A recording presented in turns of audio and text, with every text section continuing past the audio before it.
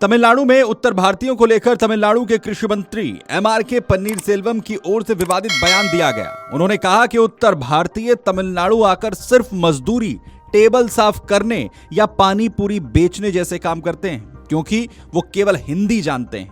वहीं तमिलनाडु के बच्चे तमिल और अंग्रेजी सीखकर लाखों करोड़ों कमा रहे हैं। दरअसल मंत्री पन्नीरसेल्वम ने यह बयान एक सार्वजनिक कार्यक्रम में दिया। उन्होंने तमिलनाडु की 2 भाषा नीति का जिक्र करते हुए कहा कि राज्य में तमिल और अंग्रेजी को प्राथमिकता दी जाती है, जिसकी वजह से यहाँ के युवा देश विदेश में बेहतर अवसर हासिल कर रहे हैं।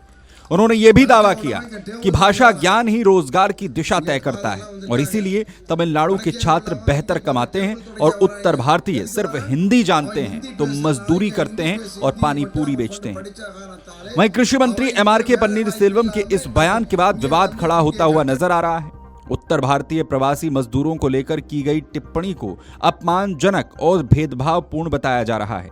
विपक्षी दलों का आरोप है कि इस तरह के बयान देकर मंत्री और सरकार तमिलनाडु में न सिर्फ समाज को बांटने का काम कर रहे हैं, साथ ही मेहनतकश उत्तर भारतीय मजदूरों की गरिमा को ठेस पहुंचाई जा रही है। वहीं भारतीय जनता पार्टी ने कृषि मंत्री एमआरके पन्नीरसेल्वम के इस बयान पर कड़ा ऐतराज जताया। तमिलनाडु बीजेपी ने सोशल मीडिया पर मंत्री का वीडियो साझा करते हुए कहा कि यह सिर्फ एक बयान नहीं बल्कि डीएमके नेताओं के रवैये का पैटर्न है।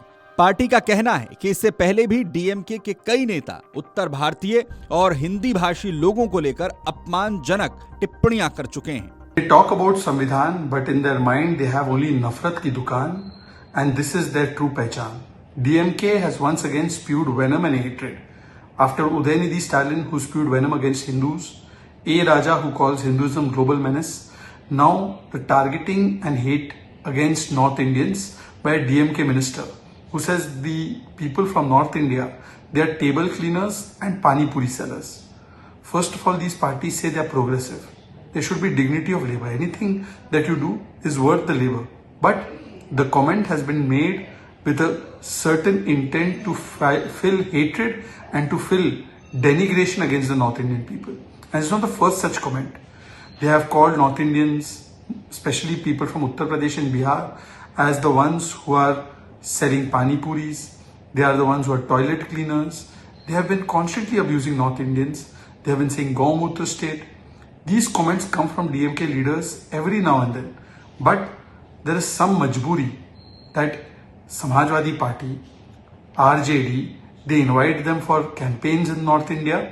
They invite Stalin for campaigns and they continue to be in alliance with such a party. Congress party also talks about Mohabbat ki dukaan. But then they are supporting such kind of vile hatred being spewed against Hindus and now against North Indians. Rahul Gandhi's family comes from North India. Are they saying that these comments are acceptable to them? They should answer this. But unfortunately, even Congress indulges in such kind of rhetoric, whether it's Revant Reddy or whether it's their former Chief Minister Channiji. He has also made such comments against North Indians. Today, their entire agenda of nafrat has been exposed. BJP का यह भी कहना है कि तमिलनाडु में प्रवासी मजदूरों के खिलाफ लगातार हिंसा की घटनाएं बढ़ रही हैं, तब इस तरह के बयान हालात को और बिगाड़ सकते हैं। बीजेपी का कहना है कि उत्तर भारत से आने वाले लाखों मजदूर तमिलनाडु की अर्थव्यवस्था की रीढ़ हैं और निर्माण, फैक्ट्री, होटल, परिवहन जैसे कई क्षेत्रों में अहम भूमिका निभाते हैं। जाहिर है ये पहली बार नहीं है जब तमिलनाडु में उत्तर भारतीयों और हिंदी भाषा को लेकर विवाद हुआ हो। केंद्र की 3 लैंग्वेज पॉलिसी को लेकर सीएम स्टालिन पहले बयान दे चुके हैं कि तमिलनाडु में कोई हिंदी को पसंद नहीं करता और हिंदी भाषा के लिए तमिलनाडु में कोई जगह नहीं। अब उनकी सरकार के मंत्री एक बार फिर विवादित बयान दे उत्तर भारतीयों को लेकर जो बयान दे रहे हैं, इसे उत्तर भारतीयों के अपमान से जोड़ा जा रहा है।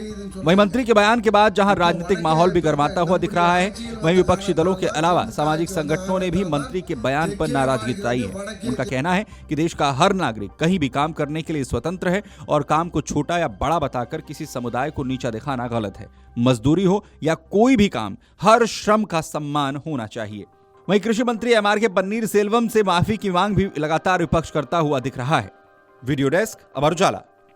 अगर आप ये वीडियो YouTube पर देख रहे हैं तो हमारे चैनल को सब्सक्राइब कर बेल आइकन दबाएं और Facebook पर देख रहे हैं तो हमारे पेज को लाइक करें।